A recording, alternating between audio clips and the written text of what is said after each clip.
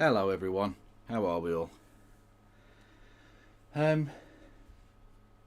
Hopefully everyone's well.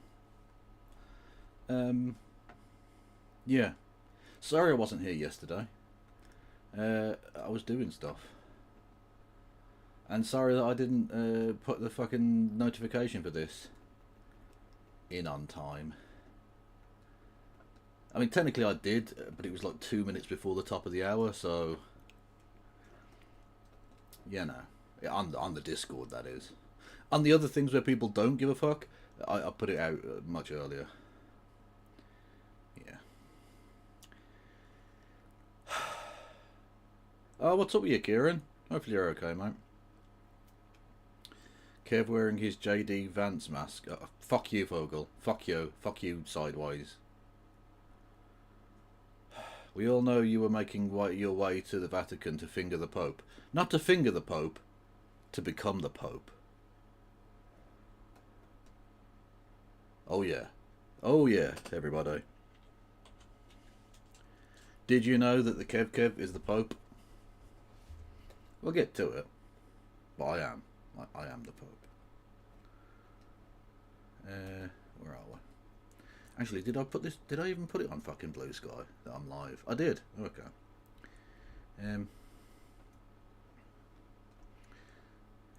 Stop it. Get some help. Indeed. Who was that? Thank you, Morinaka. 2 years. Help is on the way. Finger the Pope if the hype train happens. I'll finger the Pope if the hype train happens. I'll finger him with his special Pope hammer. Did you know that there's a special Pope hammer that they used to use to test whether the Pope was really dead? A Pope bonking hammer. To essentially kind of crack the skull of the Pope, I think. Yeah. Anyway, thank you for 2 months, or even 2 years of support, Morinaka. God bless you. I mean, my attitude to it is they can't send me to hell for any longer than eternity, so I might as well have some fun, make it worth my while. We're going to be on with No Justice in a second. Talk about things. It's been a bad day here on Turf Island. I mean, that's basically been the case for, well, ever. Since about 1066, I think. Since the fucking French arrived. Quelle surprise.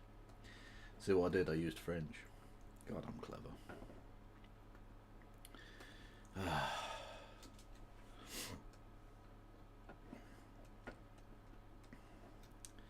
I'm not entirely sure what we're going to... Well, I know some of the topics we're going to cover, but I don't know what we're going to react to.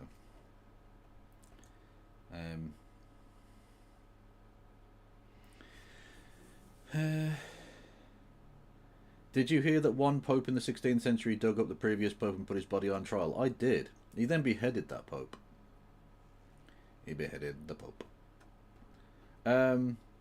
Somebody had a fun time today.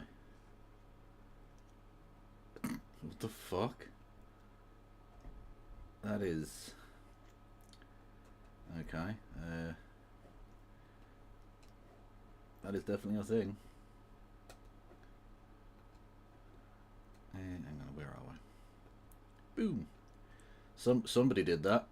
I mean, either the owner of the car is a whore, or the car is a whore.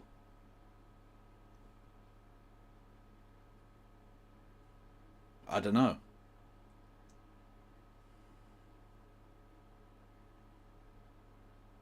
It's up to them, I guess. I don't know. Obviously, I would never do that to a car that wasn't a Tesla. What's this? Oh, it's the same fucking thing. I will legally blame Peloton. Damaged liver, cause unknown so far. Okay. I see what you've done there. What is this? It is loading very slowly. Letter sent by transaction to the Prime Minister on the recent Supreme Court ruling. Ah. Well, God bless Transact for that, but unfortunately the Prime Minister has already responded by becoming a TERF. So that's yeah. Hello there. Welcome in, Kevin. How are we? apart from just being scared the shit out of by generosity, I'm very well. How are you? Yeah, I mean, it's been a time. Not been a good time though, has it? No, no, it's been pretty rubbish. Yeah, yeah, that's true. How have you been besides that? Let's get rid of let's ignore the politics for a second and just say how are you I in mean, general? honestly, I've just been in bed all day, to be honest. Fair enough. Yeah. Okay. Uh, That's a lie.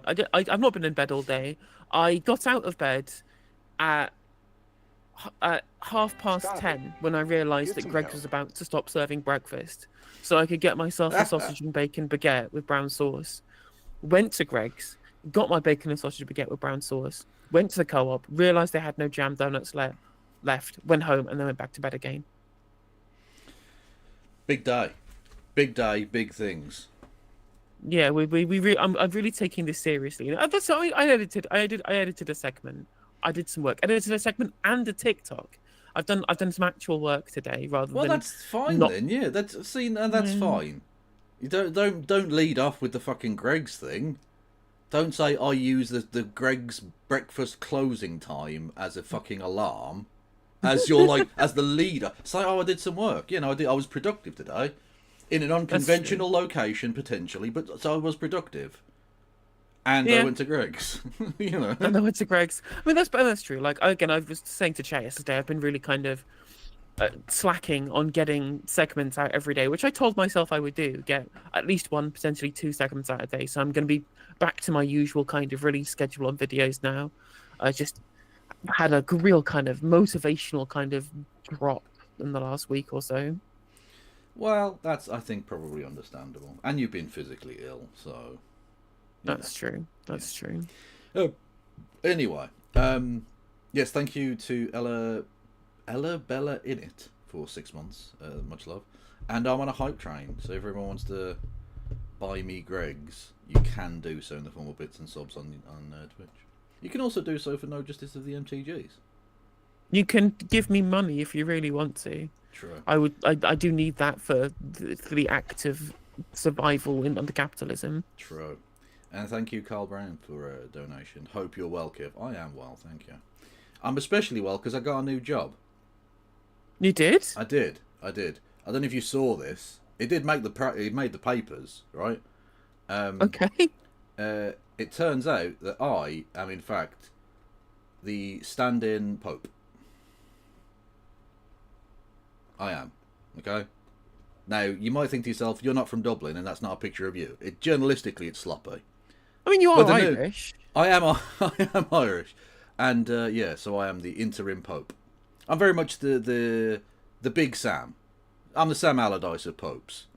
I'm not going to Sam get you into the Allardyce of I'm not going to get you into Challengers League, but I'll keep you up. Okay, I'll keep you up to the end of the season, and then you can get a permanent manager afterwards. Pope Kevin, let's go. Yeah. on, on the subject of the Champions League, Right.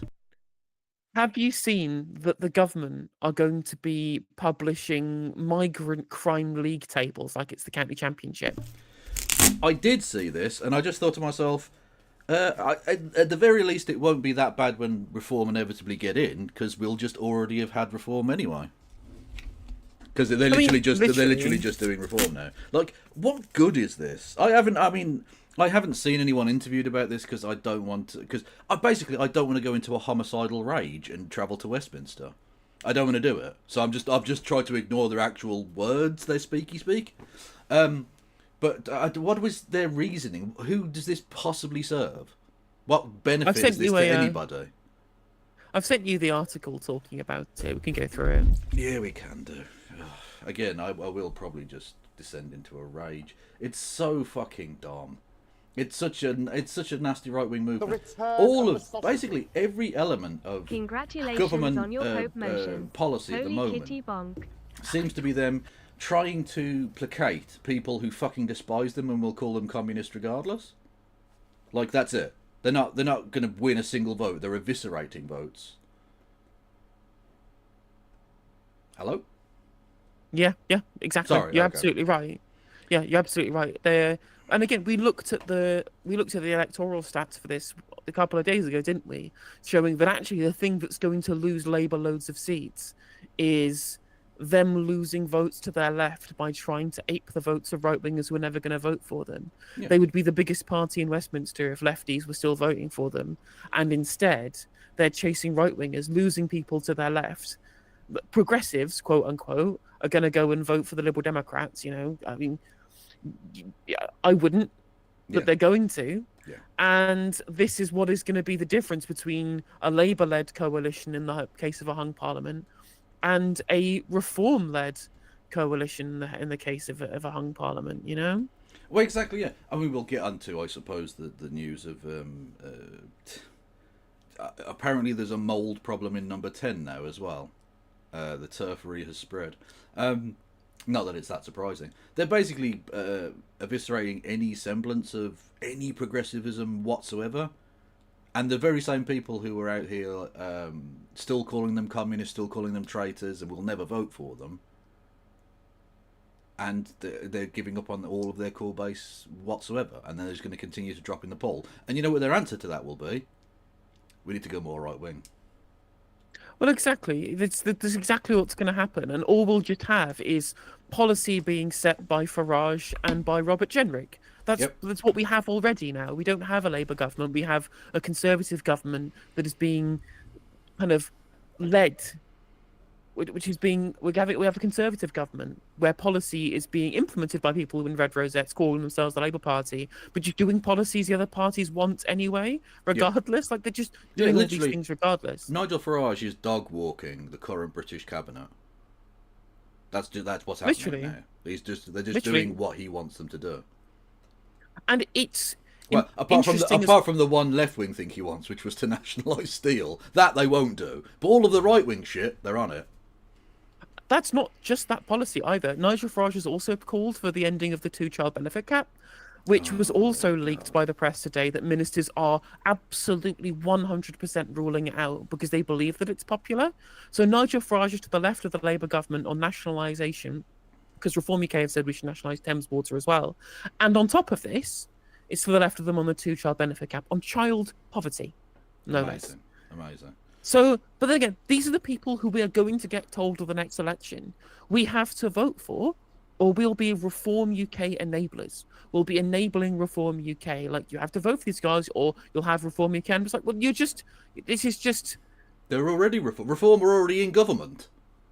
Yeah, exactly. I'm not enabling them. You, by voting for the Labour Party, are enabling them.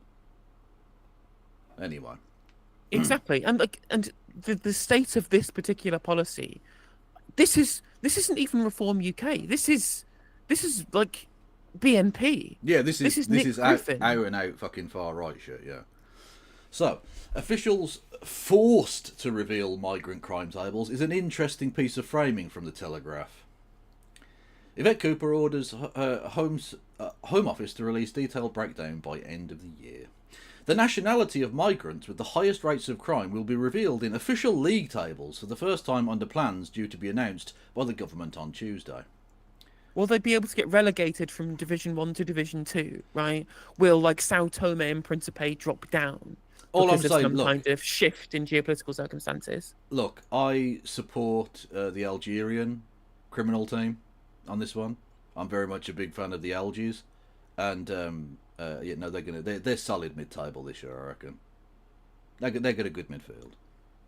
And the promotion prospects for Vietnam is very strong right now, I feel. Yeah, absolutely. Iran, I mean, they're probably going to run away with it again, I reckon. God almighty. Anyway, so literally, I mean, other than stoking xenophobia, what the fuck good can this policy do? At all. I genuinely don't know. I don't know what the purpose of this is. Yeah, like dividing people up by ethnicity to find out which the worst ethnicity is fascism. Yeah. That's fascism, I'm sorry. This is just fascism. Yeah. Yvette Cooper, the Home Secretary, has ordered officials to publish the first detailed breakdown of offences committed by foreign criminals living in the UK while waiting deportation. Albanians, Romanians and Poles are expected to be among the worst offenders for crimes. What is that based on?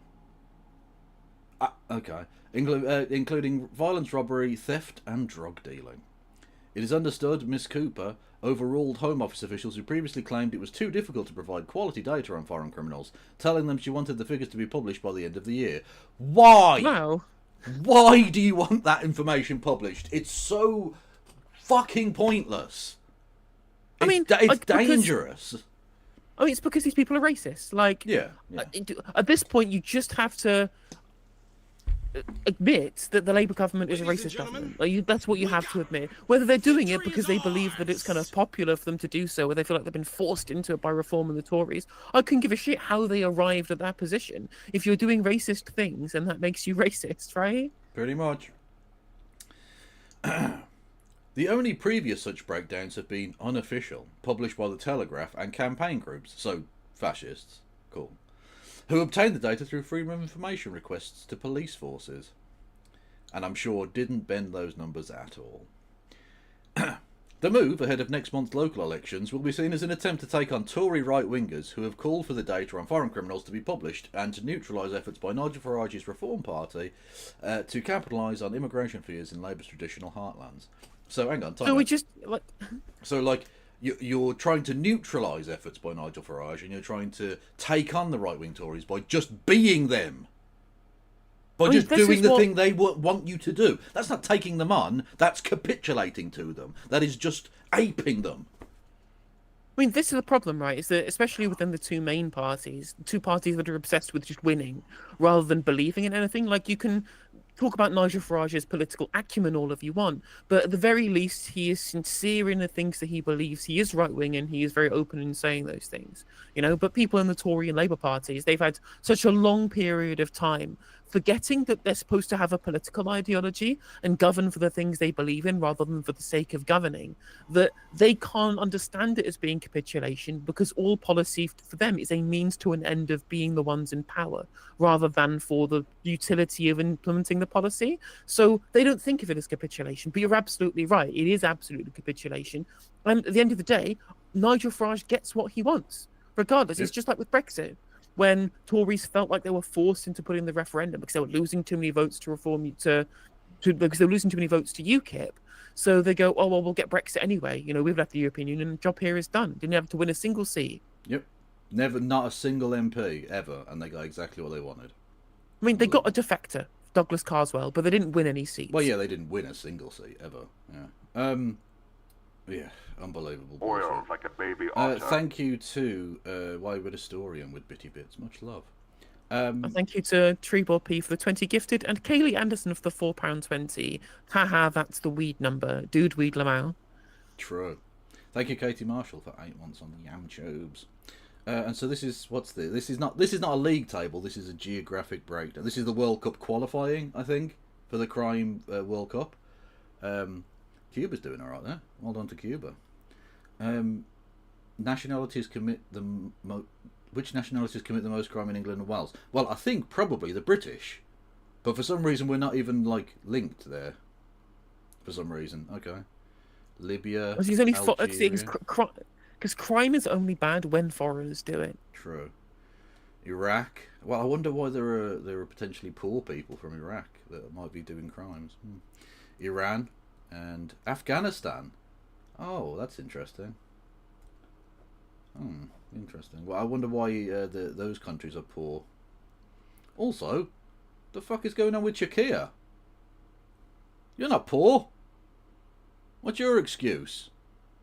I mean, it is interesting that they had down the 3 countries that they expect to have the highest kind of per capita crime numbers to be Romania, Albania, and Poland. Three European countries, you know, where they can try and tell us it's the asylum seekers that are the problem, when if those 3 countries are the ones with the most amount of crime, then it's nothing to do with that. And it's far more complex, clearly, because Poland's richer than us. Poland has a higher per capita income than we do. True. Outside of London. Just goes to show you, if we're going to increase our military spending, invade Czechia. That's what we need to do. We need to occupy Prague. It's the only answer. No, find 8DX, man. True. A Labour source said, quote, Not only are we deporting foreign criminals at a rate never seen when Chris Philp and Robert Jenrick were in charge of the Home Office, but we will also be publishing like a far baby more on information about that cohort of offenders than the Tories ever did. I think he ended that phrase with a Zig Heil as well. I think. And again, just being like, we are more right wing than the Tories. That seems to be their only position. Remember, we're streeting going, we're cutting red tape, we're dealing with the backlog, we're deporting foreign criminals, and all of that stuff in the Commons. Do all the stuff the Tories said they do, but they dreamed of doing, but never did. They wonder why people want to change with a Labour government. Yeah. Also, it's so brilliant that what's her name? The leader of the opposition. I keep forgetting her name. What's her name? Blemmy. Dave something. Bad. Something bad. Very bad. Yeah, Kevin Badenoch. Oh no, don't do those memes, chat. Don't. Anyway, she's not even mentioned. Look, she's so dead already as a political leader. She's not even mentioned. They're just mentioning Chris Philp and Robert Jenrick. Like, they're not even going to fucking mention, like, oh, she was a part of this. She was a part of that government, because she's irrelevant. She isn't even. She's still technically leader, and she's already yesterday's news. I mean, literally, she's been on the morning rounds and shit, talking about non-crime hate incidents, something that literally fuck all people care about, when the biggest issue is cost of living in the NHS, right? She's just so completely out of touch because, again, she's a random posho who has never had any real problems in her life, has never been affected by the cost of living crisis. I mean, she was so far away from being affected by the cost of living crisis that when she was offered paid maternity leave by The Spectator, she turned it down because her husband was rich enough she didn't need to take it. Amazing. Well, you can afford to get rid of it when you don't need it, I guess. Yeah. Mind you, talking about the non-hate crime incident thing, did you see the aforementioned Chris Philp just tying himself in knots, frankly? I didn't, but on the LBCs, not being interviewed by a far leftoid or anything, being interviewed by what's his fucking name? Doesn't really matter. Anyway, Nick Ferrari. There you go. It's not an easy name to remember, that one, Kev, is it? Fuck's sake. Anyway, so talking about non-hate crime incidents. No. Non-criminal hate incidents, NCHIs, which obviously the Tories are going to be against because racism's good. That's literally their opinion. We think the police are wasting colossal amounts of time on these so-called non-crime hate incidents. They should be concentrating on real criminality. You are aware that today is the anniversary of the murder of Stephen Lawrence, aren't you? Yes, I am. I mean, for a start off, that alone is bad. Right? For those who don't know, Stephen Lawrence was a young black man killed in Brixton, I believe it was, in London, in the 1990s by some fashoids. Literally. Anyway, it became a touchstone issue. There was a whole inquiry afterwards about institutional racism in the police, etc., out of which the non-criminal hate incidents type thing arose. And they decided to announce their policy to scrap that on the anniversary of his murder.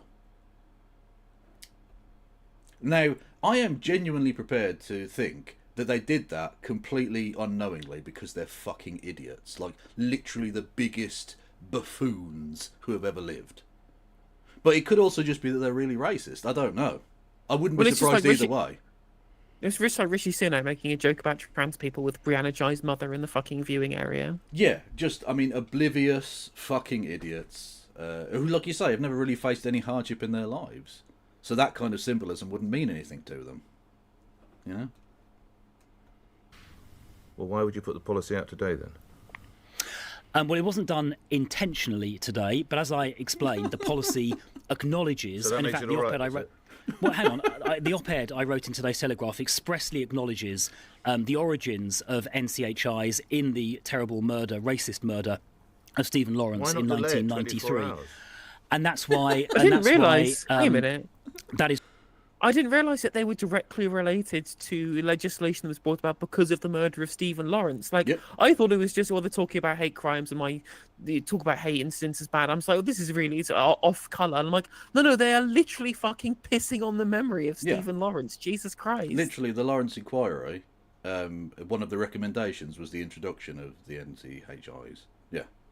So it's literally like you're fingering the wound on Stephen Lawrence's bleeding corpse, Mr. Philp? Yeah? You proud of yourself? Yeah, he's just the worst person, isn't he? Like, does he ever go out on the media round and not make a fucking ass of himself? Amazing. Genuinely, like, we are watching a generational talent of incompetence. Is why I've been very clear, both in this interview but also in the Telegraph and elsewhere, that where extreme racism is likely to be a precursor to an actual crime, like the murder of Stephen Lawrence, that is something the police should still be taking an interest in. So we are preserving. So your policy is simultaneously the police shouldn't give a fuck about non-criminal hate incidents, but that they should care about non-criminal hate incidences. Like, simultaneously, those two things are your policy, even though they are about as mutually exclusive as you can possibly get. Well, the thing is, the reason why they hate the non-crime hate incident stuff is because essentially a lot of things that were being recorded were things that were just kind of acts of prejudice. And they actually don't care that the police have that information. What they care about is that they're being described as hate incidents in the first place. They are hating the fact that their prejudices are being noted as something that could be a precursor to hate, which is something that is difficult for you to be able to internalize, right? It's difficult to potentially think, well, I mean, would that potentially lead me to doing a hate crime in future? And I'm like, well, yeah, it could. The kind of things that, you know, a bunch of the turfoids, for example, say about trans people, yeah, this could be a precursor to hate crime. I don't know why that is why should that be a controversial thing to say? But they don't like recognizing the fact that, yeah, they do have internal biases, they do have prejudices. It wasn't woke leftoid fucking elite nonsense from the Frankfurt School about, you know, preconceived bias and microaggressions. That shit's real and is and can be contributing factors and or can be a signpost towards potential hate crimes in future. And of course, you can have as many NCHIs on your record as you want. If you never commit a crime, they're never going to act on them because that's not what they're for. No, indeed. The origins of this. We are preserving the origin of this, which is to protect people like Stephen Lawrence, but getting rid of all the nonsense that has developed in the 25 years since these NCHIs were introduced. So something that came from the inquiry into the murder of Stephen Lawrence, you suggest is scrapped on the anniversary of his murder. You don't see that as a rather... No, that's not an accurate characterisation. I think that's a very accurate. Well, this is not a characterization. Yeah, it's not even a characterization. It's just a description of the thing. Yeah. Like, you can just say, you can literally just say, yeah, maybe it's in poor taste, but this is the position that we believe in, so shove it. And I would at least have some respect. I would disagree, but I would at least have some level of respect if he just went, yeah, I don't care that it's in poor taste because I disagree with the law. And that would be bad, but at the very least would be sincere. But the thing is, these people know what the shit they say is racist. They know that they just don't care about minorities. But they try and pretend that they do. Yeah, they don't want to admit that they're just fucking racist and that they want to pander to racist voters. In essence, that's what this is about. Yeah. Oh, actually, just while we're here, not relevant to anything, but you know that Charles Schwab stepped down from his role. Klaus Schwab. Klaus Schwab, sorry, yeah, is to be replaced by Peter Brabeck-Letmathe. And that's not a human. I mean, former CEO of Nestle. I mean, the murdering Africans through the withholding of water and the necessary things for human existence to satisfy your imperial profit motive, that does tend to make you look like a fucking demon from fucking hell. What? I don't know what species that is. It's obviously it's evil. We know that much, and it certainly can ape our language very well. But I don't know what it is or where it's from. I mean, it looks like a T-1000 wearing a skin suit. It really does. Yeah. Can we? I mean, we've just nationalised an iron foundry, right? A steel foundry, I guess. Can we use that to destroy the Terminators? I think that's how it works, right? I saw a documentary about it once. Jesus. Also, welcome SK the Crusader in chat. Everyone go and follow SK the Crusader on Twitch and on the YouTubes as well. Indeed. Hello. Indeed. That's fucking. I can't believe it. The World Economic Forum, which is like, there's a big conspiracy theory about them being an evil cabal. Now, they are evil and they are a cabal, but not in the way that right wingers think that they are. But, you know, they must at least know that there's a bunch of conspiracy theories about them. Maybe if you wanted to dispel that, you wouldn't get one of the most evil people in the corporate world to be your leader, the guy who said that humans shouldn't have access to water. Yeah, that you would think so. Yeah. Thank you for the gift each. Not Charles Brown. I don't know who the fuck that is. Carl Brown. Yes. Anyway. Mr. Jenrick, who first called for the data to be published, welcomed the move, saying, quote, following over a year of pressure from campaigners, including my own attempt to change the law, it appears that there's been a breakthrough. The British public deserve the truth about migrant crime and costs of low-skilled immigration, unquote, he said. Whenever they do this low-skilled bit, you know they're just they're just whistling to dogs at that point. Also, just like, what does low-skill migration have to do with anything with their ethnicity and their crime rate? Oh, it doesn't, but it's all like a nod and a wink to racists. That's what they're doing. Yeah. Yeah. It's not. There's no actual proper argument going on there. There's no need for it. There's like an inkling of like a kind of economic concern in there. They're trying to tweeze at. Like, I don't think they genuinely believe this, people like Jenrick, but there is a concern people have about low-skilled migration undercutting wages. Now, this doesn't actually happen. Exactly. This doesn't actually happen at all, because they provide demand as well as supply. As long as you have unionization rates that are normal, obviously we don't. We need to step that shit up. Then they also get access to that same level of collective bargaining. This is what wage negotiations are for. But of course, the more people you have doing low-skilled work, the more supervisors you need, and they are far more likely to be the native population or the resident population than they are to be the migrant population. So actually, all this does is allow more promotion opportunities for people who would otherwise be working in the low-skilled jobs. So that's good for people who already live here. And on top of this, there's a lot of discussion talk about how well they take more from state provision than they pay in taxes because they are below like the median wage or whatever. It's around about the median wage that's cutoff happens. And I'm like, but they're also providing productive capacity to the economy, which provides corporate profits, which get taxed. Not enough, but it does. And those commodities get purchased, which VAT get pays on, and that grows the macroeconomy, right? They're not just a taxpayer who pay income tax. They pay all sorts of taxes across the entirety of their economic benefit to the overall macroeconomy. It's such kind of nonsense economic. It's such nonsense economics pushed by people who don't actually believe it. They just have an agenda, and then they push it onto people by oversimplifying a very complex economic issue. Yeah. The move mirrors an approach by some US states and Denmark, okay, where crime rates for migrants are published. In Denmark, in many instances, the rates are higher than for Danish nationals. Okay. I mean, yeah, of course it's most likely to be, because that's, especially if you're a migrant, you're far less likely to have all of the, earlier on, a lot of the kind of community ties that other people have. That develops over time. And economics, of course, because again, poverty directly correlates with crime rates and stuff, yeah. Where are we? Ministers believe the data could provide ammunition in diplomatic negotiations to help secure deportation deals, similar to the agreements with Albania for fast-track removals and prisoner transfers. So, I mean, the only way I can interpret that is countries will want to receive their criminal nationals back rather than have them murdered by pogroms here in Britain.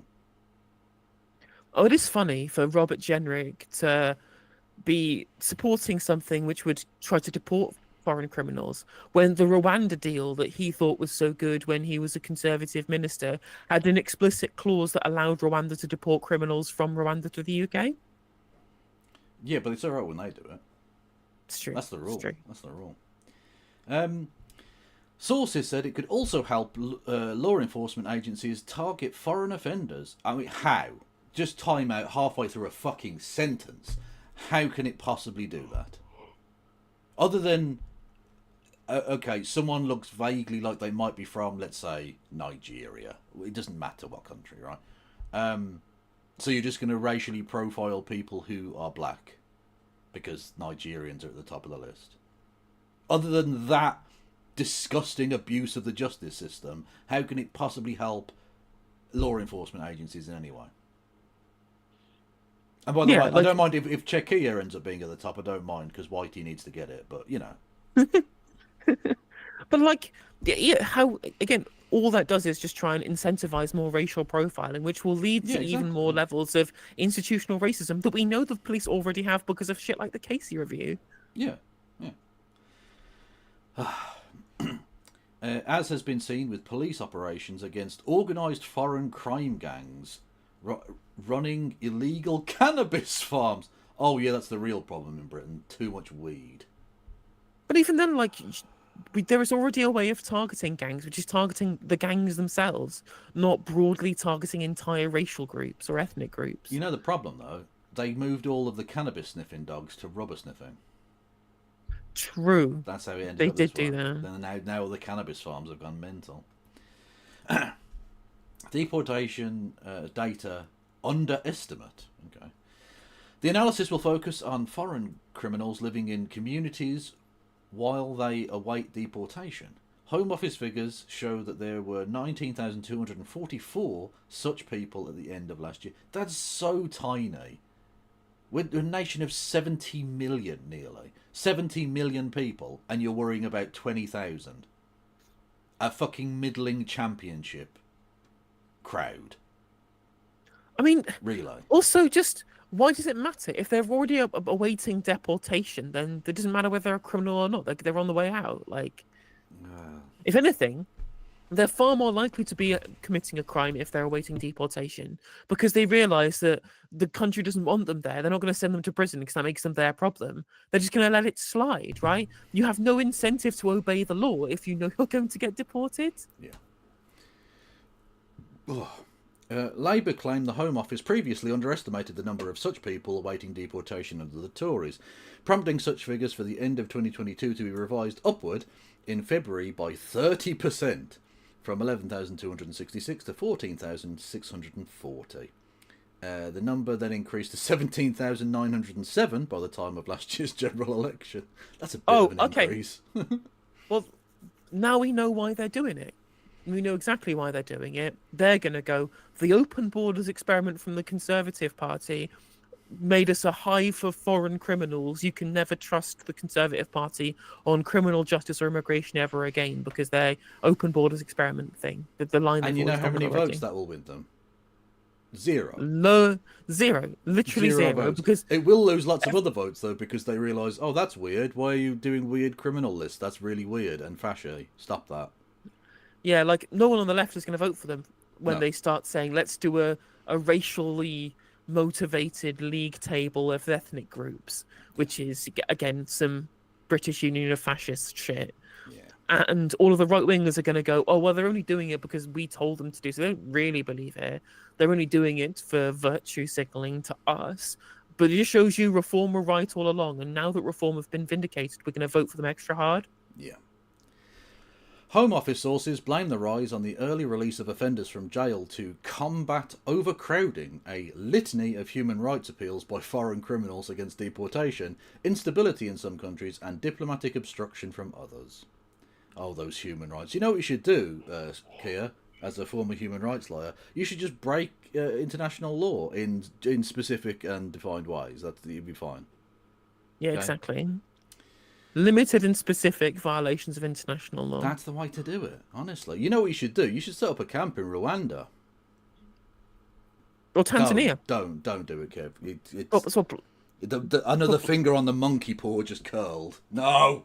That's where Blair wanted to send them, to Tanzania. True. Previous data show... Hang on. Oh, there we go, yeah. Previous data covering crimes committed by foreigners between 2021 and 2023... revealed by The Telegraph shows Romanians accounted for the highest number at 15,701, followed by Poles and Albanians. Brilliant. It's fucking white people, man. However, the rate for Albanians at 4,028 per 10,000... per 10,000? What? Really? Of their census population in England and Wales, put them at the top of the table with a rate 30 times that of British nationals. Yeah, I'm not sure about that number. I mean, I think the only people who are migrating to the UK from Albania are people trying. There is a genuine criminals. kind of. I mean, there is a genuine like Albanian gang kind of trafficking thing going on. Like like it's nothing to do with Albanians as an ethnic group being a problem. It's just that Are you saying that the Albanians, when they send their people, they're not sending their best? literally, I think that they should stay in Albania and concentrate on making it economically prosperous. Oh. But again, but the thing is, the problem is, of course, is whether or not that there is a specific problem in Albanian gangs, right? In the same way that you'd say there were problems with Italian gangs because there was a mafia in New York or whatever. This doesn't make it an Italian problem or an Albanian problem. It just makes it a diplomatic problem with that country, right? But that's not how people are going to take it when you publish these figures. Yeah. People are going to think it's it's something kind of endemic to Albanians as an ethnic group, which is of course fascist shit. When we all know the real culprit for all of this is Enver Hoxha. Fact. I don't know how yet, but I'm going to work it out. It is his fault. Is that Kosovo second down? Yes, Kosovan, and then Vietnamese, Algeria are fourth. Oh, qualification for the Champions League. Let's go. I chose Algeria completely randomly. I didn't see this graph. And then Kosovo, Jamaicans. Okay. I mean, I'm assuming because Kosovans are from a very kind of similar ethnic group to the Albanians in terms of their kind of national grouping, right? Because a lot of and they're both very, very poor countries as well. Yeah, they're both poor countries, and I think a lot of the gangs in Albania that that operate in the UK are Kosovar Albanians as well, right? Yeah, probably. Because I mean, Kosovar Albanians get treated shit in Albania by the Albanian government. Some 3,594 foreign criminals have been deported since Labour came to power, a 16% rise on the same period 12 months earlier. Such offenders facing deportation will be electronically tagged, face nighttime curfews, and will be subject to exclusion zones under Labour's Crime and Policing Bill. You know what you should do? You should set up a camp to concentrate them to. That's what you should do. Again, the monkey paw. No, Kev, don't tempt fate. No! A Home Office source said, any foreign national who abuses our country's hospitality what fucking hospitality? What are you talking about? And commit serious crimes should be in no doubt that they will face the full force of the law and be removed from the UK at the earliest opportunity. But we will also want to ensure the public is kept better informed about the number of foreign criminals awaiting deportation, where they are from, and the crimes they have committed. Why? Why do we need to know? Why do we know where they're from? Yeah. Like, if someone's robbing your house, do you care if they're from Guinea or Czechia? No. Like, why does that matter? And that's the thing, right? Is that it's perfectly reasonable. It is perfectly reasonable for the government to say the very first sentence, which is that any foreign national who comes here to commit serious crimes should face the full force of the law and should be deported. Like, that's literally absolutely fine. Like, that should be enough. Just to say, we are going to exercise the thing called the rule of law, where people who are criminals get removed when they have no right to be here. Perfectly fine. Why do we need to make a league table? Why do we need to turn it in weird, fucking ethno-nationalist shit? Yeah. That is why. Thank you. Thank you, Sarah Jessica Carter, for pointing out the Kosovar descent Albanians from the Kukës region in northeast, just over the border from Kosovo, whose parents were refugees that fled Kosovo in the 90s due to a mix of Serb pogroms and NATO bombing. And that's the thing, right? Is that so much of this is just downstream of repression, isn't it? Yeah, it's almost like if you bomb countries into oblivion, that's not helping them in the long run. No, exactly. Or indeed, if you fund ethno-nationalist fascist groups because you want to weaponize them to overthrow socialist countries in Europe. Yeah. Which is definitely not what the Americans did. No. Or indeed funding, I don't know. I don't fucking know. IDF.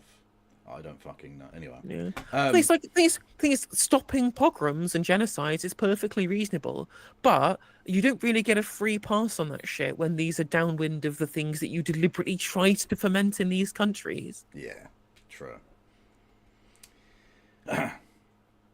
And that is why, for the first time, ministers have tasked officials specifically with producing a greater range of data on this category of offenders, and ensuring that data is published in future in an open and transparent way.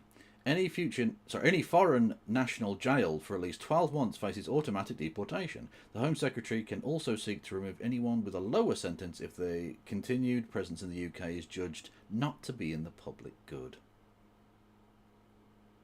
And that's how it ends. That's how this amazingly written article ends.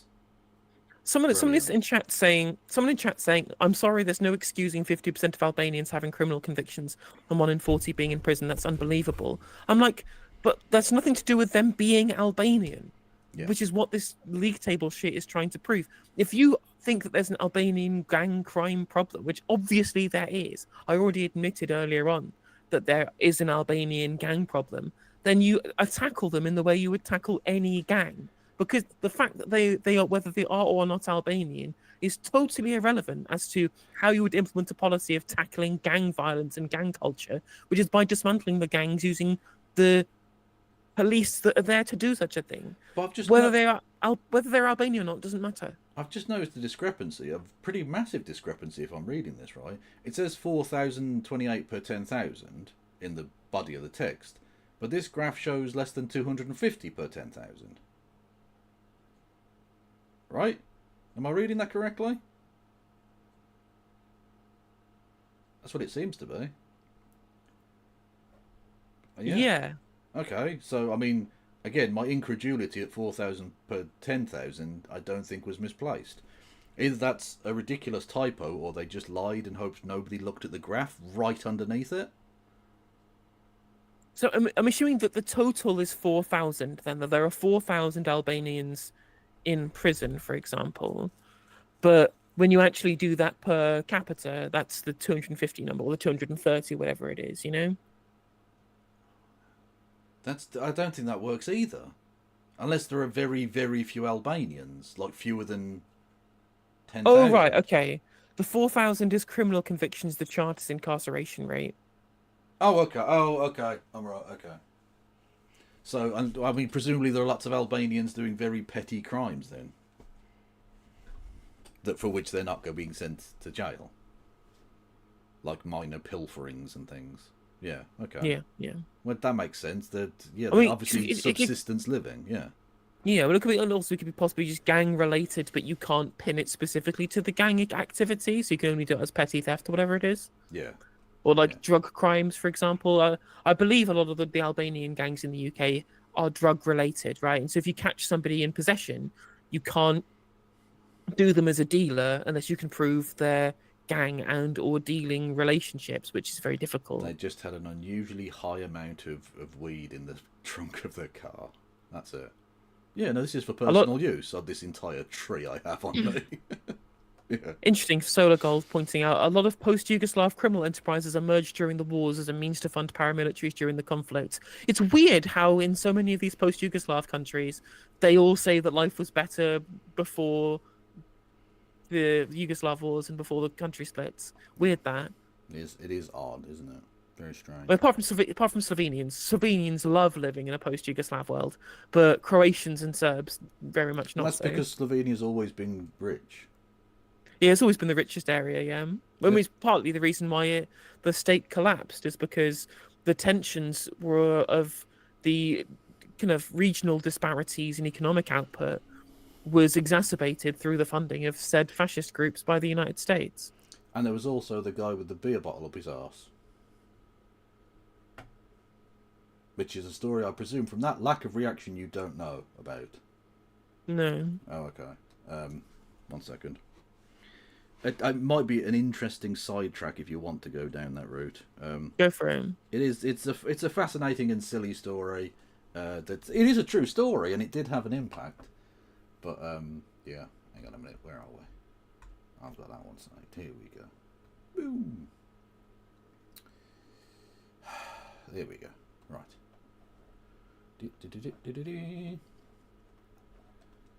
Did a man with a bottle up his arse inspire the breakup of Yugoslavia? Incredible. Right. On the 1st of May 1985, a Serbian farmer named Đorđe Martinović, whatever, I don't know, went to a hospital. He was 56, living in a small village outside the Kosovan city of Gijelan, and was in considerable pain. When Martinović was examined, doctors found a broken beer bottle wedged in his rectum. So he was clearly like pleasuring himself, right?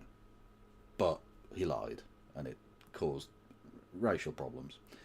Martinovic claimed he had been attacked by 2 Albanian men who had forced the bottle into his anus. You know, like attackers do all the time. Martinovic swiftly found himself transported to Belgrade, 280 miles away, to have his injuries inspected by a team of doctors assembled from all over Yugoslavia. His name became known throughout the country. Poems are written about him. Newspapers filled with outrage at the ferocity of the anti-Serb attack. This fueled a newly growing nationalist movement that ultimately led to the dissolution of Yugoslavia in 1991. Except that that wasn't Martinovic's original story. When he first showed up, he said he had been masturbating while lowering himself onto a bottle placed at the end of a stake, driven into the ground. So if he hadn't told a little white butt stuff lie, would the world be a different place politically? Huge if true. This is a genuinely true story. So he told this lie, and then there was like fucking racial violence kicked off because the Serbs were being attacked, when this guy just wanted to get his rocks off and got his bottle stuck up his arse. I mean, I think incredible. that there would have been another flashpoint eventually, but Almost certainly. But like, okay, other wars have cool like starts, like, you know, nationalist executing a archduke, you know, in Sarajevo. Speaking of Serbia, yeah. Whereas this one was sparked by a guy with a bottle up his arse. Anyway, so there you go. That's a thing. What happened, and it led to the deaths of hundreds of thousands of people. Cool. Very cool. Yay. Anyway. I mean, if Tito was still in power, he'd gone like, this is pish. Obviously, he'd just been wanking. Get out of my sight.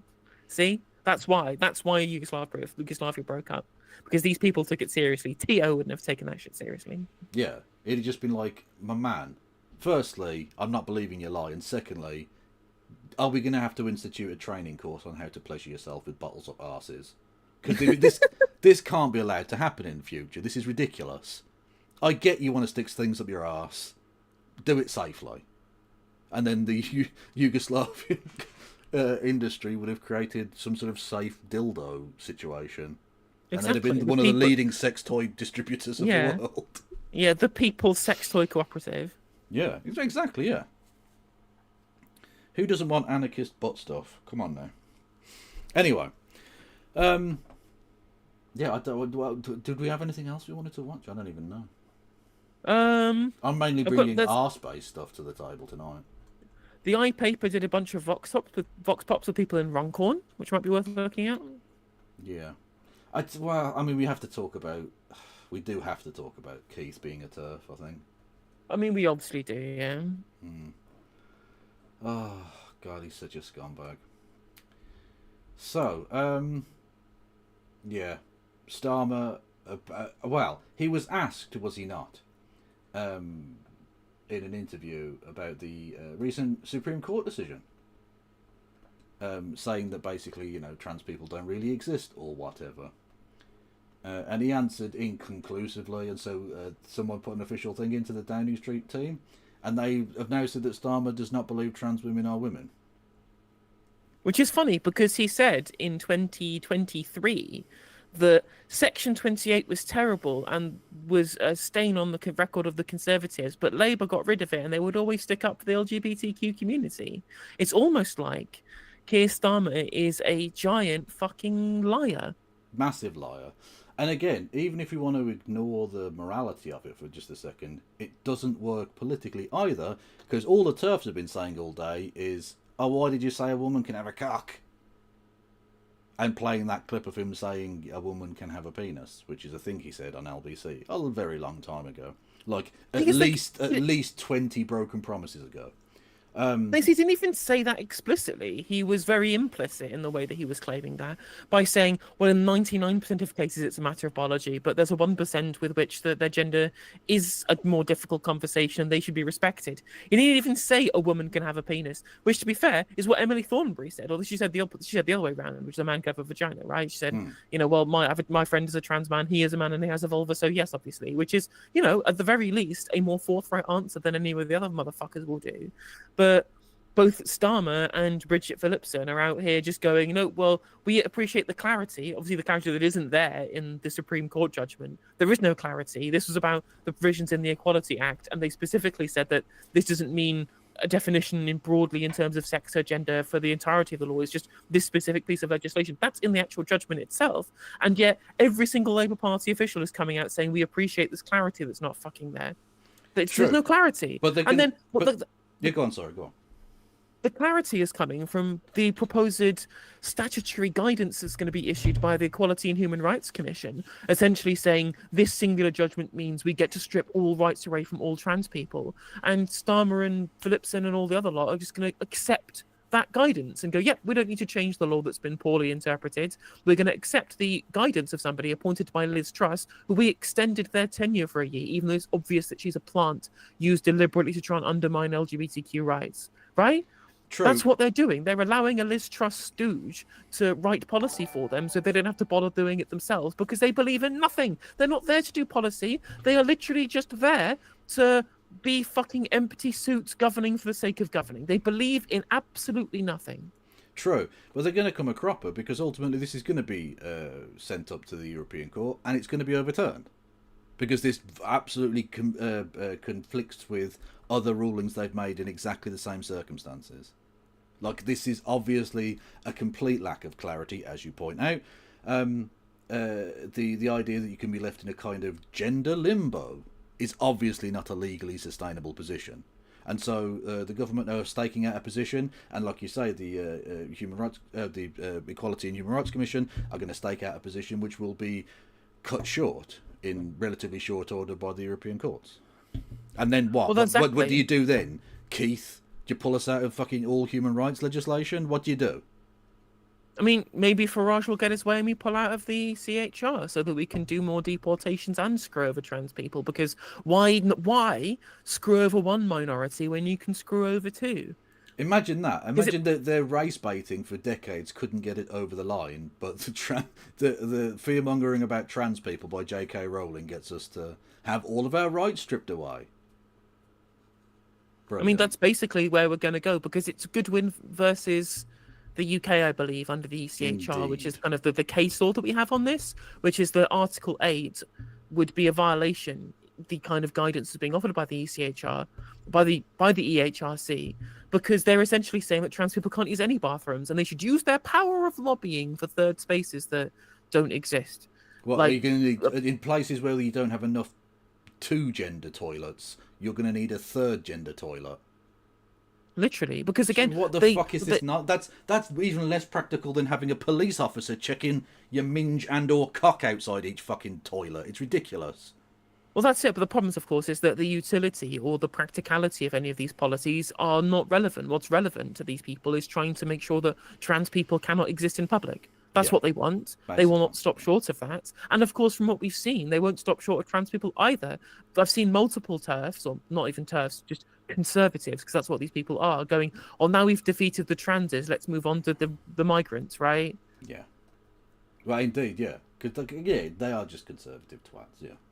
Because what it's always been is there's always a scapegoat group that you can use to deflect the crimes of men onto and use it as a justification for attacking this minority under the guise of protecting women. Remember during the civil rights era in America, I was like, you can't share fountains with black people because what's going to happen to our women? I'm like, well, no, that's a man issue. That's nothing to do with black people, but you want to avoid the in-group, which is, of course, white people and or cis people in these cases. Yeah.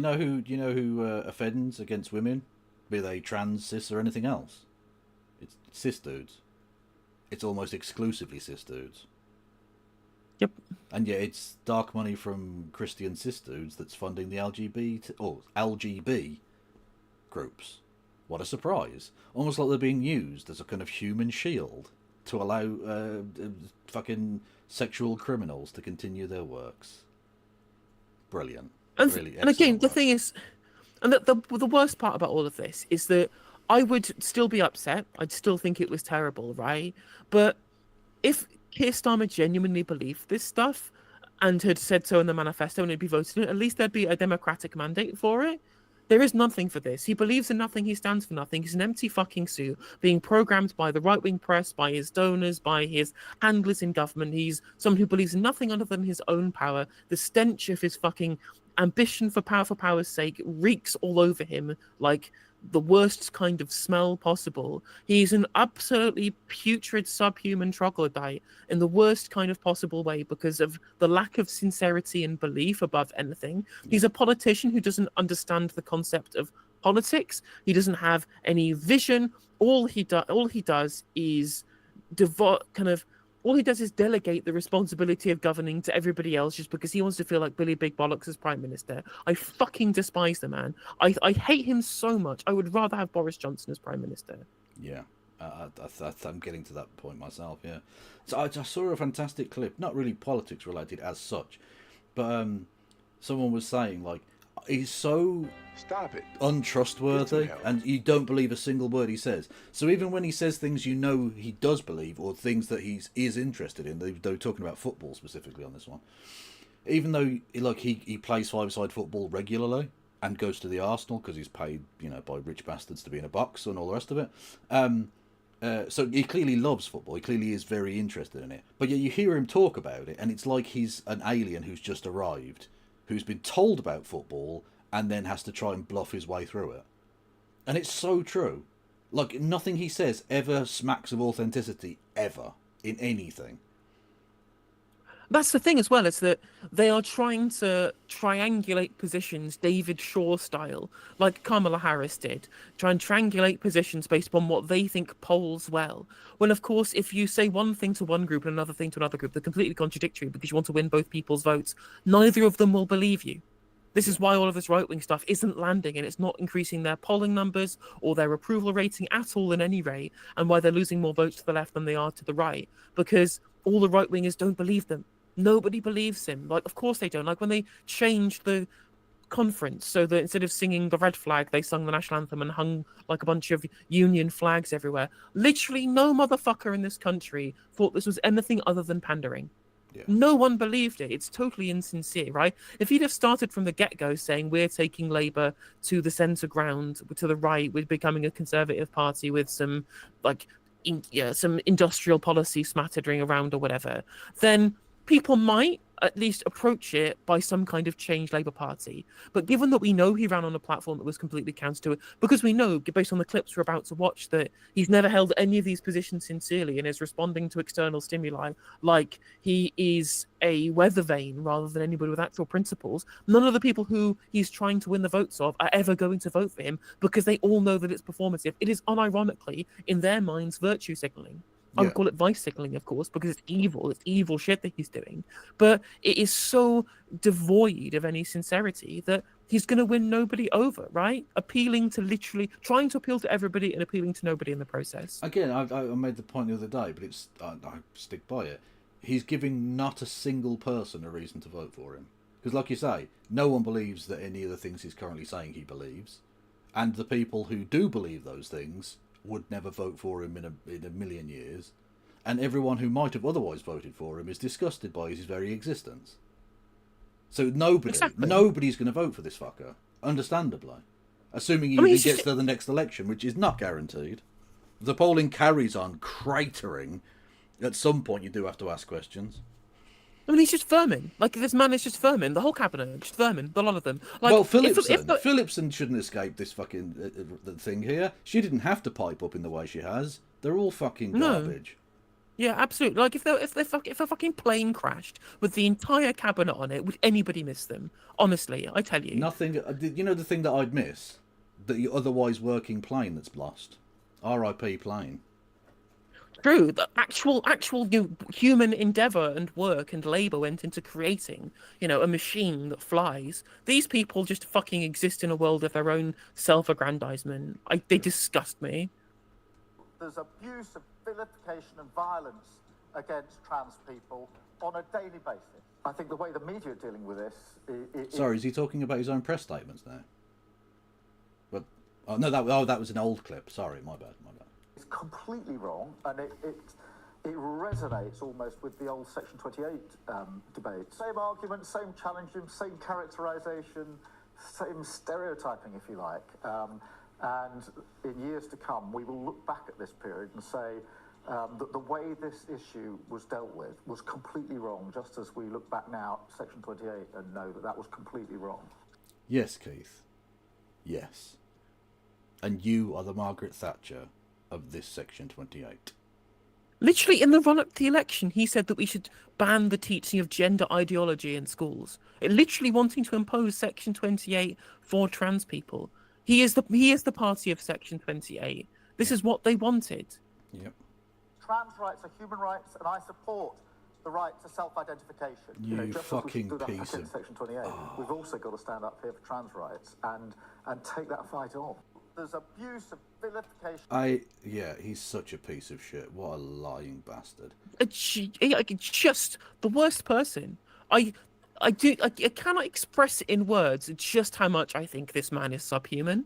Like, I really do think that he's like, nobody behaves like this unless they are just like a power mad freak. Yeah. Honestly, I'm currently being run by a city of 7 foot tall rats, and yet they're nowhere near as big vermin as this guy. Literally, you're absolutely right. You're absolutely right. 100%. And I'd just like to take a brief moment of self-indulgence to just apologise, I think, to anyone, frankly, who listened to my commentary during the election, where I said that I thought at the very least they'd be better on LGBT QIA rights and all the rest of it than the Tories were, and if that in any way swayed any person to even think of voting for this pile of shit, then I apologise to you. I misled you, and that is entirely my bad. And again, because all of these clips, they're all saved, they're all there, they're very easy to be able to view. Like, there is absolutely no there's no being able to work around this. There's no prevarication that will get away from the fact that he said all of these things and they're all on camera. We know that he doesn't believe a fucking word that he says either way. Who knows what this motherfucker believes? He could believe anything. He could believe that trans people are aliens from fucking Kolob because he's a Mormon or something. I don't know. No one knows what the fuck this man believes. He believes in nothing. Yeah. It could be anything. But every single person who would, every single like anti-trans person who's celebrating this today, they're going to look at him saying these things and look, well, 18 months ago he was saying the opposite, so we don't believe you. Exactly. And, for all of and you know what? And you know what? They'll be right not to believe him. Yeah. They'll be absolutely correct not to believe him. They shouldn't. Yeah, absolutely. They're very much in the situation of that we were, I suppose, to an extent, when he was, making the ethical case for socialism, wanting to become Labour leader, and being betrayed. If they jump on board with this guy, they will be betrayed too.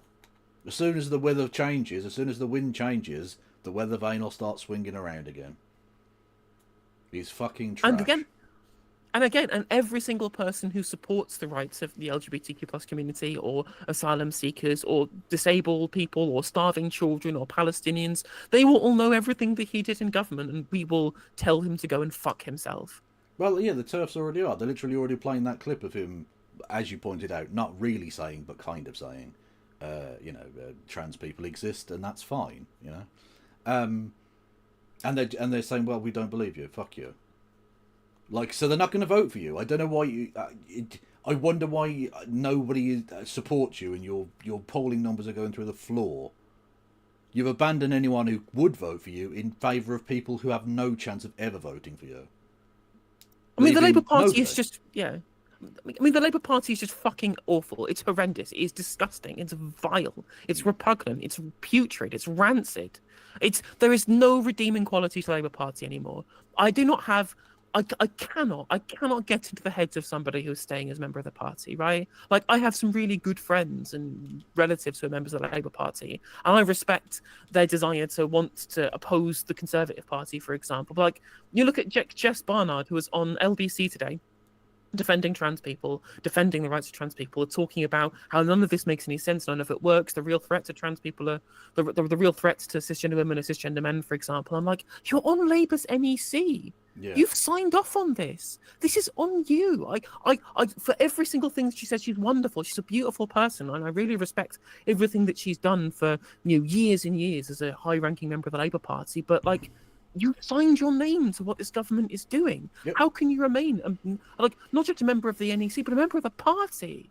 Like, how can this is happening on your watch? This is something that you have to understand is something that you are complicit in. And, you know, it's just, I don't, obviously she has no power to change any of this, and her voice being added to the chorus of those opposing it is welcome, but you just have to wonder what the point is in you remaining in your position anymore. Yeah, What exactly. values is what values is represented by your continual kind of complicity with this? Well, exactly, yeah. It's not that you can necessarily change it, but why would you want to remain complicit with it? If you can't change it, you have to leave it. You have to accept it's gone. You can't put out the fire, the house is burned down. You don't continue to live in the fucking smouldering ruins. You move somewhere else and rebuild.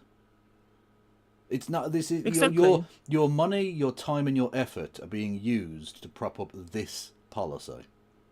Like I was making the case on yesterday's stream that there are people there, they're paying their membership subs to Labour every day. And what's that money being spent on? For like Wes Streeting to go and have dinner with like turf groups, and for Jonathan Reynolds to have meetings with the fucking CBI and the business community to talk about the digital services tax, for example. Like, that's what their membership subs are being spent on.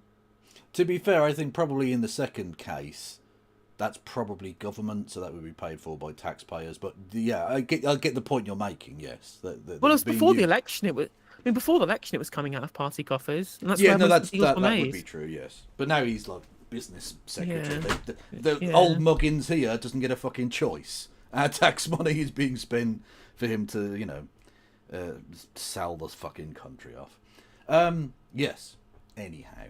Like, just, and the thing as well is that there is no way of changing it. That the Politburo have unilateral control over the party.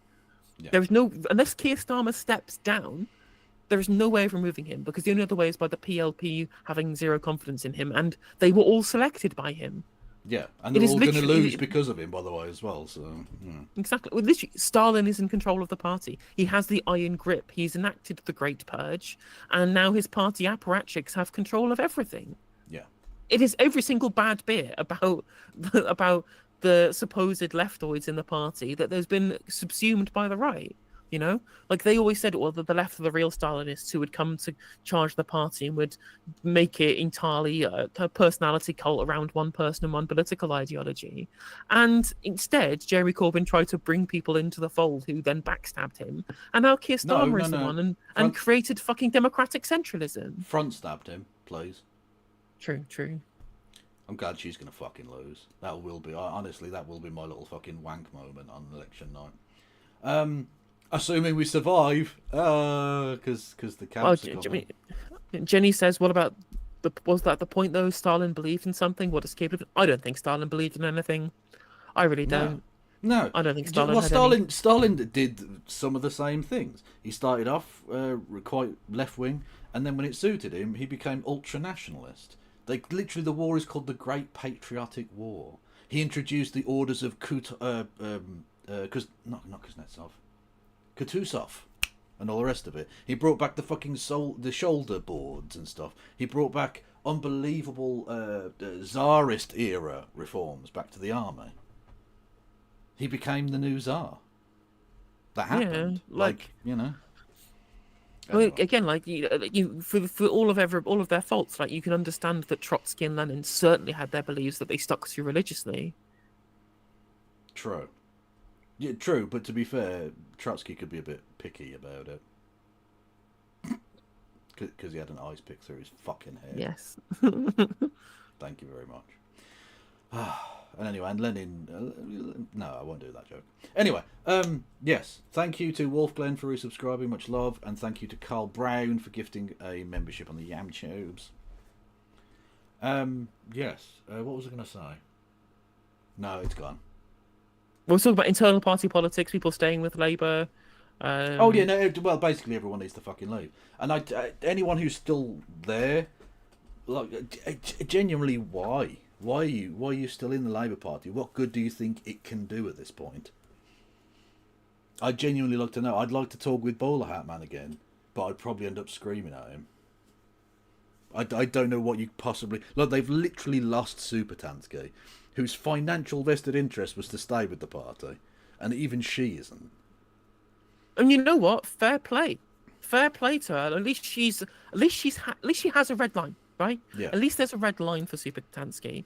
There's no, like, for plenty of others there are no red lines, and even if there were a red line, they've just ignored them, because acknowledging the red line would basically be admitting that the shit posters on Twitter were correct about them, and that Marl Cox and Sir Ken Stonger and Honor Pol Prof of Agile Ceremonies were correct about their assessment of Keir Starmer, and that professional journalists were not correct about them. And so understanding that the Labour Party is a dogshit government which isn't doing awful shit would make them realise that they were wrong, so they can't do that. So they're just posting Trump slop instead, you know. Yeah. Well, exactly. Yeah. She has they would have to accept that the fucking Corbynistas were right about some stuff. Yeah, exactly. And Supertansky, for whatever you think about her, she has a red line, and she's openly saying the Labour Party is horrendous. Like, yeah. And better late than never. I mean, that's what we saw in the video we watched of her about the disability cuts. Yeah. Well, yeah. Fair play. Although it's mealy-mouthed to an extent, because like she's let her membership lapse, and she's not like, I mean, I want people to leave, so I don't want to be like too horrible about it. But ultimately, I don't think you can back out of this at this point. If you're not doing the thing of standing up and saying I am leaving and here is why, then you're sort of backing off and being like, don't blame me for stuff. I never supported it in the first place, and you're just sort of slinking off into the background, which is Weasley. Oh, also apparently, Graham Hughes, the Labour have lost Graham Hughes as well, which is a turnout for the books. But again, he was never really a Labourite. He was a Liberal Democrat. He's always been a Lib Dem. True. Who tactically supported Starmer for looking sensible, right? Because hashtag GTTO, and so just moving on to something else, like whatever. But but at the very least, again, just. There was a red line and it's been crossed, and he's moved away. But I mean, Paul Mason was very happy to hear that a seat was available in the Vatican, well, he's got some tough competition from Jonathan Ashworth. He has, but he has just changed his Twitter bio to Latin, so I think he definitely wants that seat. He's always been Catholic. He's super Catholic. God. Okay. Yes. Okay. What else did we have? Let's talk about Elon Musk quitting politics. We can do, yeah, if you wanna. It's quite funny. Yeah. Yeah, the British Board of Deputies of Jews statement thing was quite interesting as well. Oh yeah, because we talked about the fact that some members of the BOD condemned Israel, which is crazy, and then the rest of the members of the BOD have essentially condemned them for condemning Israel, which just shows you that the reality of the Board of Deputies and the control of it. They're not the Board of Deputies of British Jews; they're the Board of Deputies of the Israeli government. Yeah, absolutely. Yeah. So yeah, I mean, just wild shit, fucking wild. So 36. Genuinely crazy. Yeah, and no dissent can be tolerated, apparently. Also, there's Ozzy Osbourne looking like a lovely lesbian. I didn't see your message, Casey. No, sorry. Only Lib Dems can win in the Vatican election. Lib Dems winning here. Tesla sales are down globally by 20%. Oh, lovely. I saw something, and I'm not entirely sure about the numbers here, but apparently their overall income worldwide down 71%. Those inject it into numbers. my veins. Spicy numbers, Elon. What's going on there, chap? Fun times.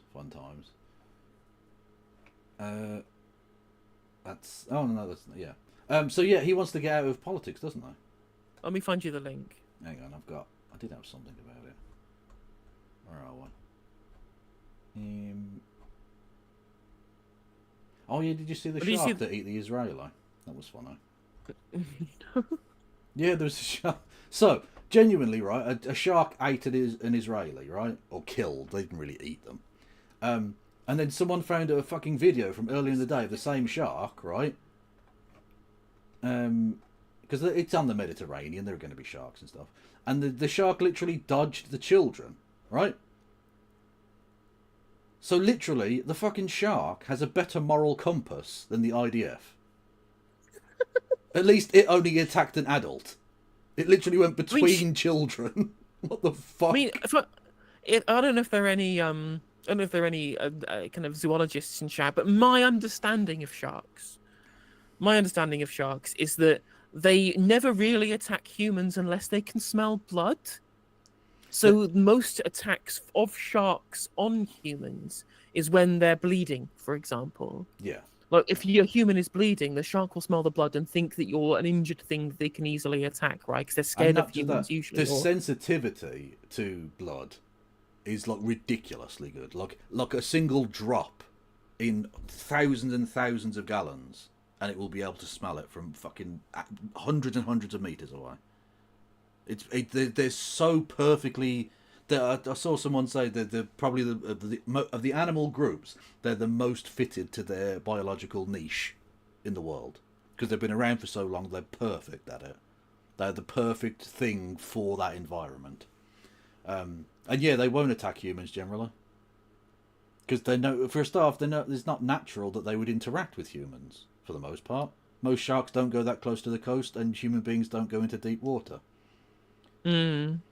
It's only because humans have started making beaches and holiday resorts in traditional shark breeding territories and things that there's an interaction at all, really. Like, that's not normal. To see that kind of interaction between a shark and a human is very weird. Yeah, well, the thing is that the children haven't had the time. They're not old enough to join the IDF, but as soon as you join the IDF and you have the blood on your hands, then the sharks start attacking. Well, that's what it was. Maybe if it was an IDF person, they did have the blood on their hands, and the shark smelled the blood and then at the Israeli.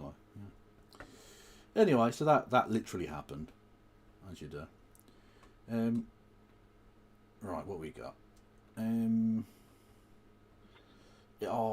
Musk.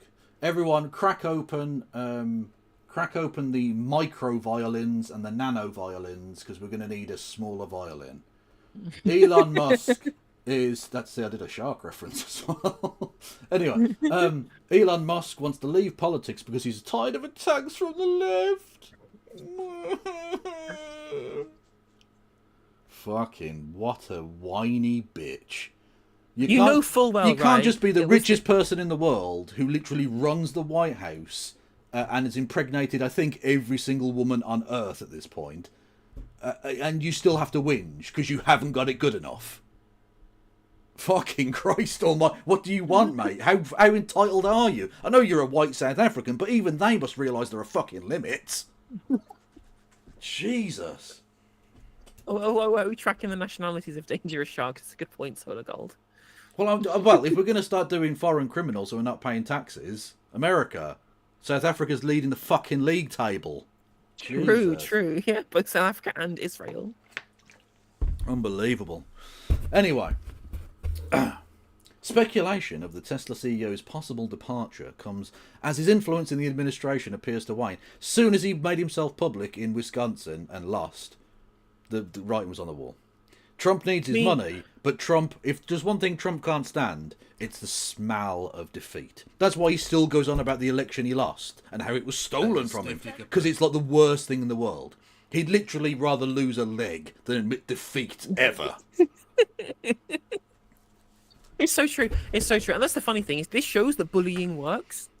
You know? Yeah. If you relentlessly mock people on the internet, they'll get so sad they'll leave politics. I wonder if this could work for anybody else. True. But this is the thing, right? We've bullied him out of politics now. Let's not let up, okay? I don't want this man to have a second of peace ever again. I want him to be not bullied, because bullying is bad, of course. I want him to be emotionally cajoled into playing Minecraft. Into becoming the second best player in the world at Minecraft. Okay.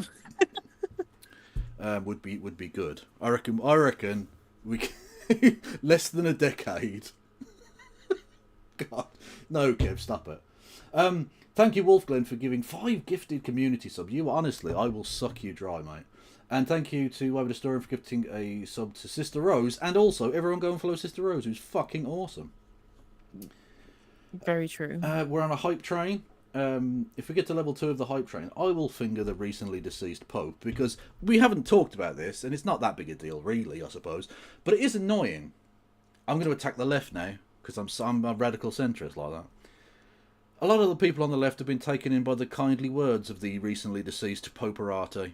And I can't fucking stand it. He made some nice comments about Palestine. He made some relatively progressive noises about LGBTQ stuff, although again, read between the lines on this.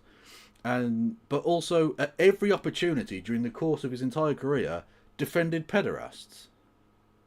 Literally every time it was ever brought before him, he always defended the abuser over the victim. Every time. But did he fail to prosecute Jimmy Savile? Well, no, he's not a monster. He's not like the current sitting Prime Minister, who I'm not even going to give the benefit of the doubt to anymore. He's definitely nonced it off. Yeah, unbelievable shit. I mean, yes, if we're going to start venerating the Pope because he is slightly more morally lucky than Keir Starmer, then, we're not really putting a high bar, are we? No, exactly. It's ridiculous. Absolutely silly shit. There's people on the left going like, oh, R.I.P. to the Pope. Motherfucker, what are you doing? Like, he said some nice things. So, I mean, I get it if you just want to do it to annoy, like, ultra-right rad Cath traditionalists. Okay, fine. But I think there are some people who are being genuine, and it's fucking infuriating, because the guy was an absolute monster. I mean, he was morally right about Gaza, but that isn't actually that difficult. No. Well, the thing is that you can use him strategically to attack Keir Starmer for being pro-genocide whilst he is anti-genocide. And Keir Starmer putting out the pro-kid rape, which I mean, Keir Starmer is. He is. Fact. You can make the comment. You did the joke as well. Don't fucking start. You already did the Jimmy Savile bit. Don't back out on me now. I mean, failing to prosecute somebody is not necessarily a definitive statement that they are ironically, that person it's the only red flag Keir Starmer's ever liked. Okay. Also, this guy, amazing name, right? He's one of the candidates for the thing. Pier Battista Pizzaballa, right? Come on! And someone said, and it's so true, this is if J.K. Rowling had to write an Italian character. That's what you'd call them. Definitely. 100%. Literally. What a name.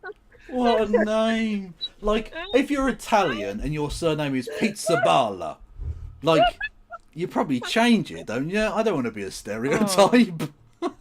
That's a spicy pizza ball. Like, if you were called Monsieur and Madame Baguette, you change it. You change it, don't you?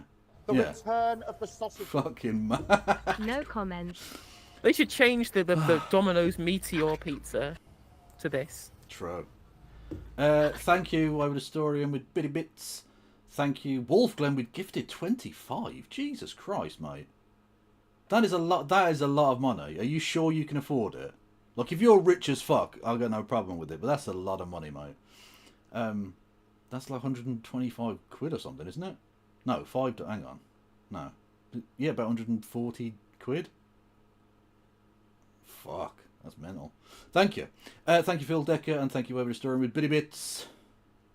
I've got to go. Is this someone who is in line to be the Pope, this person?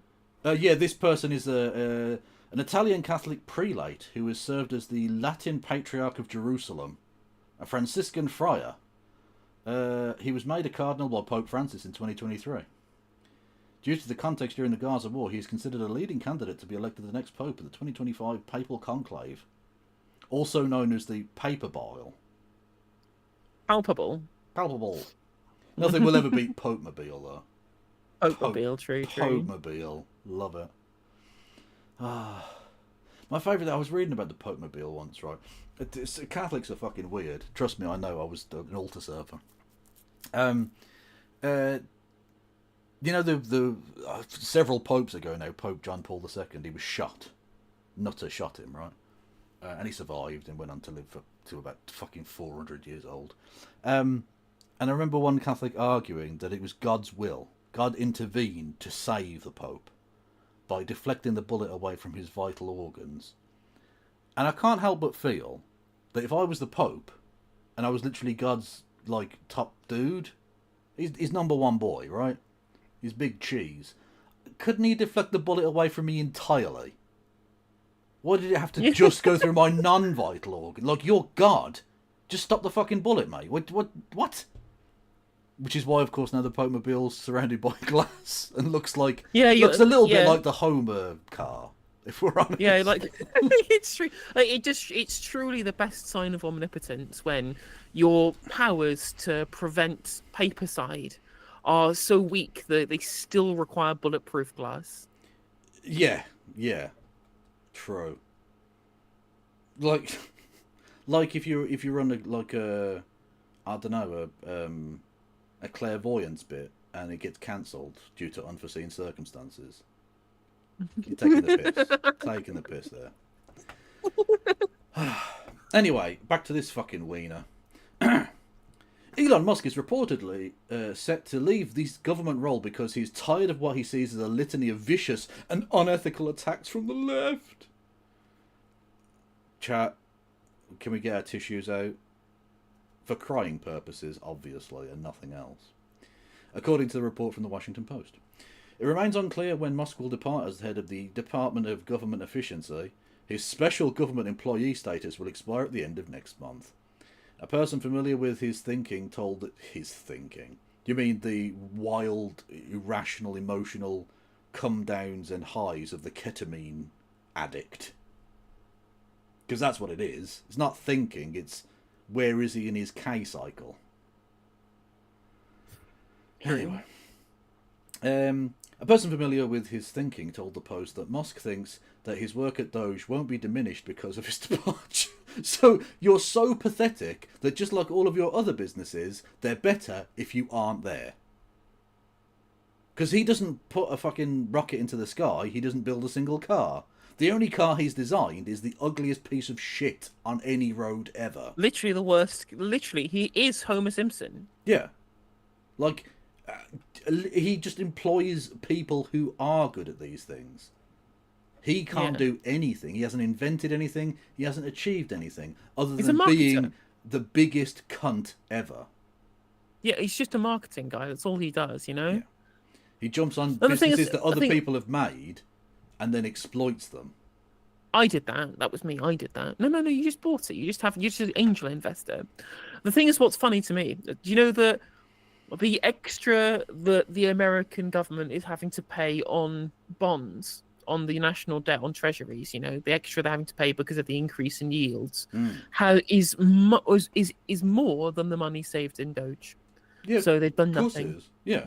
Well, it went from 2 trillion to 250 billion, and so far, I don't think they've offered a single example of fraud or waste at all, other than the very obvious one, which is Trump spending tens of millions of dollars going to his golf course every weekend and at least twice a week.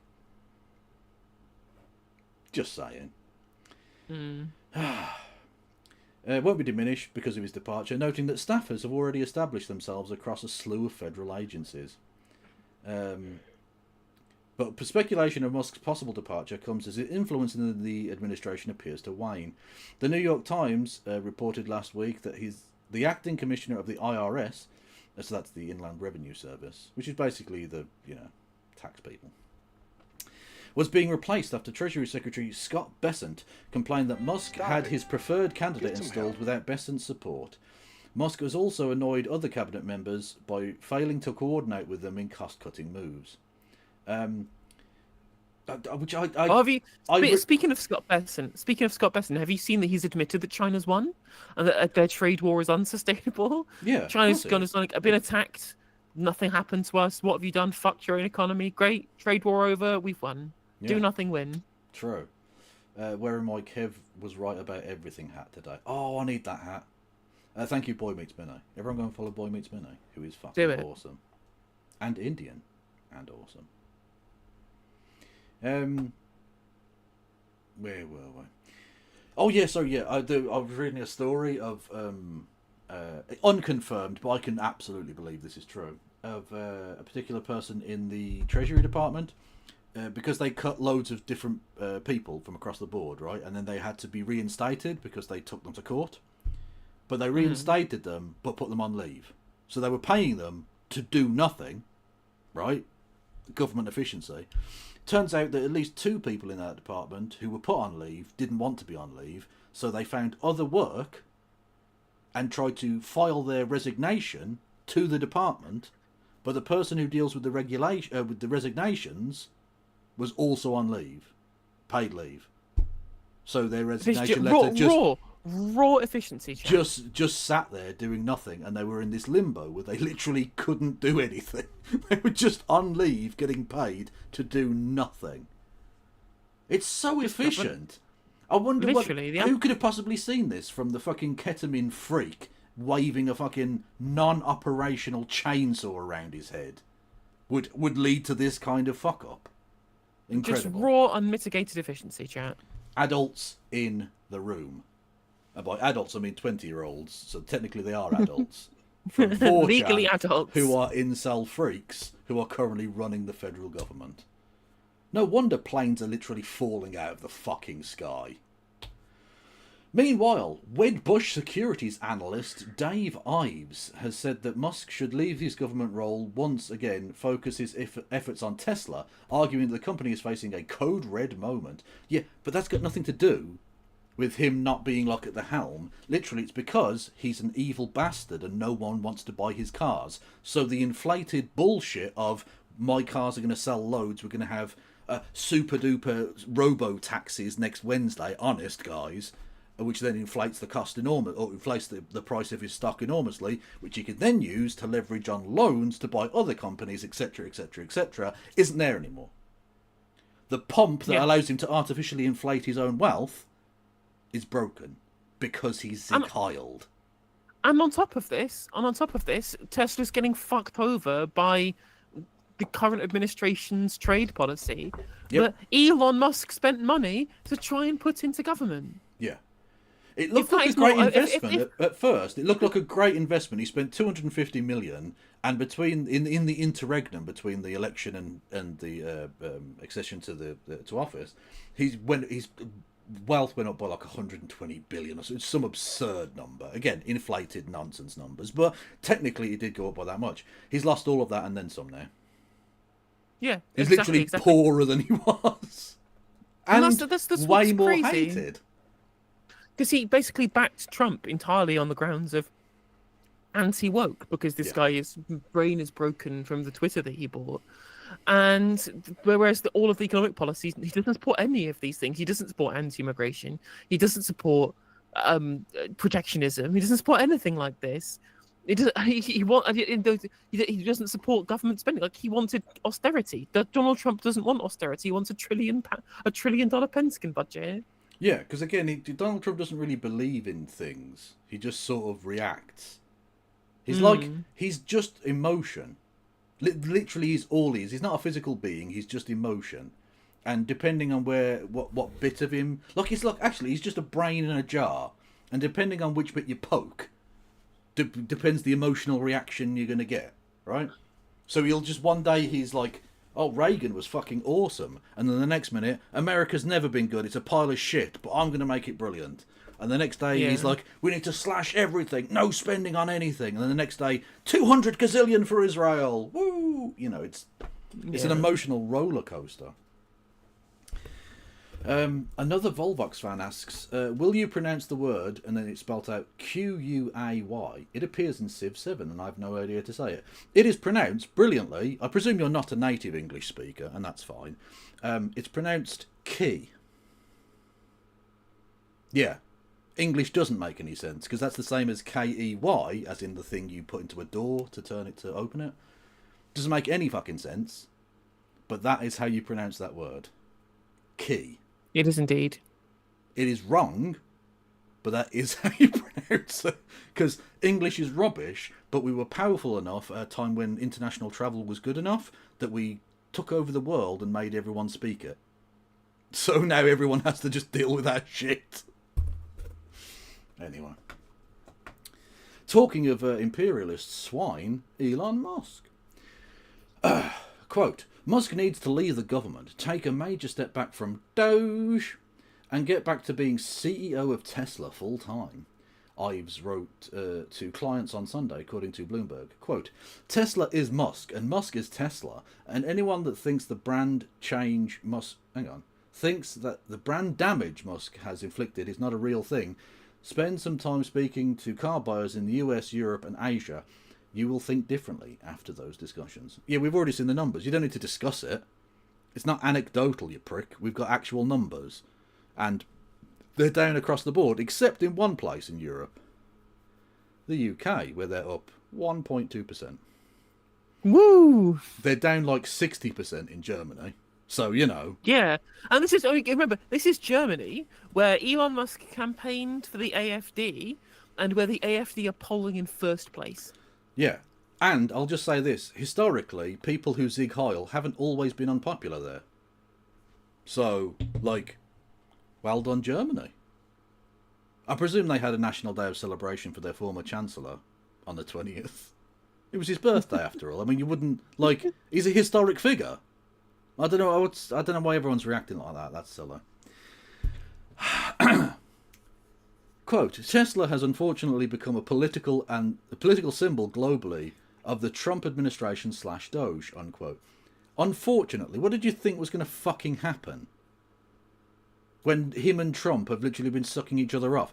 Trump and Musk did the cheesiest, shittiest thing ever of turning the supposedly sacred soil of the White House lawn and turning it into a Tesla showroom where everything's computer. I love Tesla. I love Tesla. Like, I mean, the fucking tackiness of that. What did you think was going to happen? Unfortunately.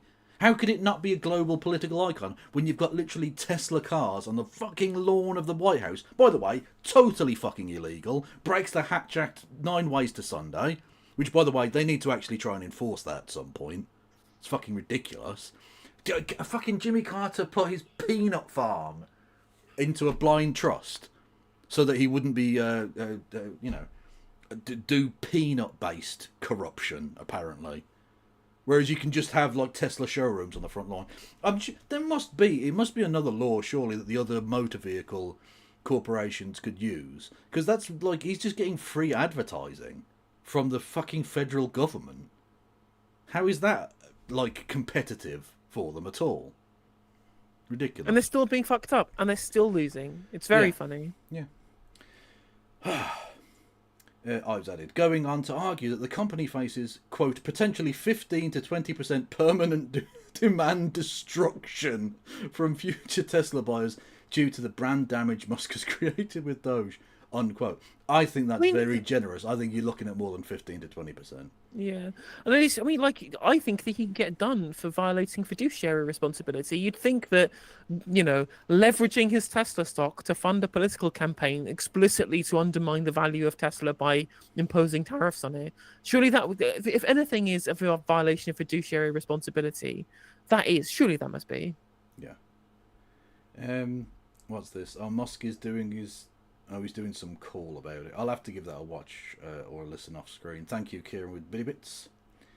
That's because he registered this year's batch because we have no right-hand drive. It's not... What? I don't know what you're talking about, Kieran. But anyway, thank you.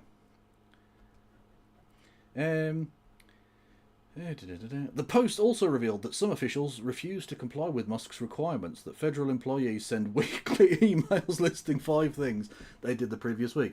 He warned that not sending the emails would count as a resignation. Yeah, the reason for that is because most of the departments went, no, you don't need to do that. Because they literally don't need to do that. They already have contracts. That means that they don't have to do that. That there is a chain of command within the...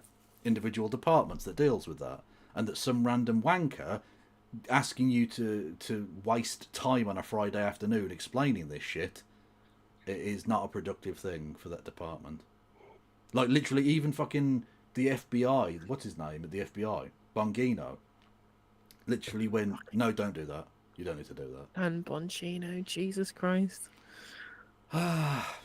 However, just 2 days after Musk's order was issued on February the 22nd, the Office of Personnel Management stated in a briefing for human resources officers that participation was voluntary, and not doing so would not be considered a resignation, as an email obtained by the Post shows. The email also said that the office didn't intend to do anything with the messages that were submitted. It's so efficient.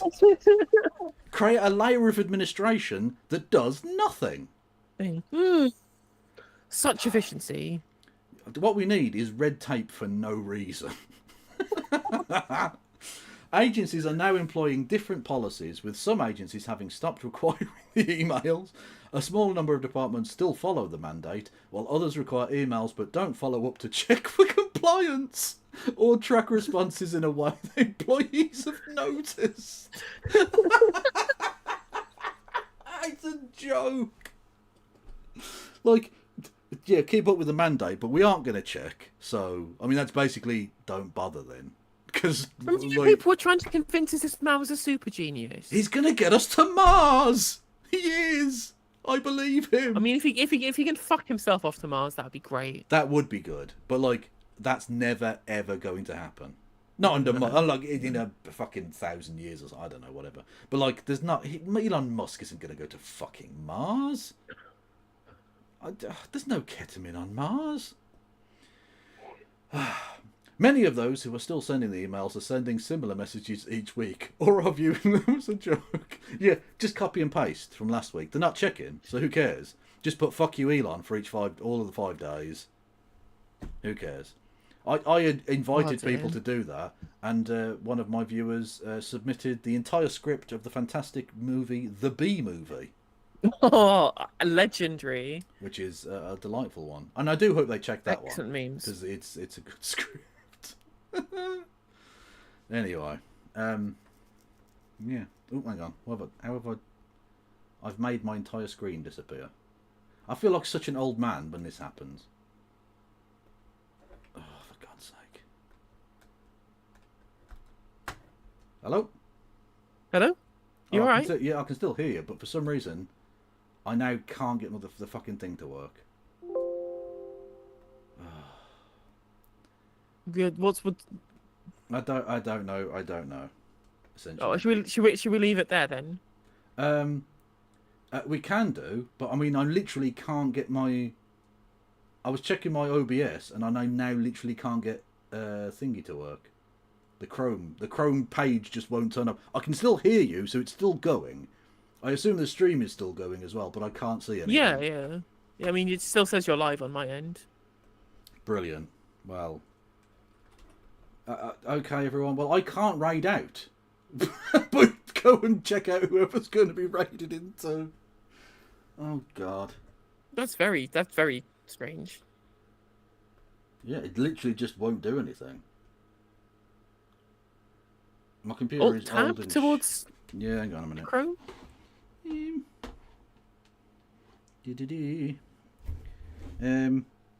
Everyone go and follow No Justice MTG.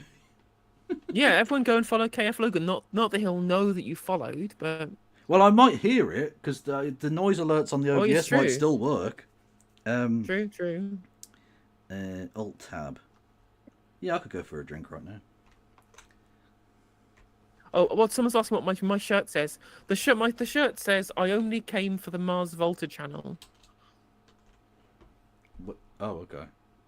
Which is a reference to the music festival Arctangent, where they had a silent disco, where they'd have 3 channels. One channel would be like a more kind of a rock channel. They'd have the second channel with a pop channel, and the third channel would be nothing but the Mars Volta on constant repeat. Okay. Well, no, my computer's literally just like stopped. That's very strange. Yeah, I don't know, chat. Yeah, just raid out then, I guess. And no worries. Well, I'm going to raid you into. Wherever. No worries.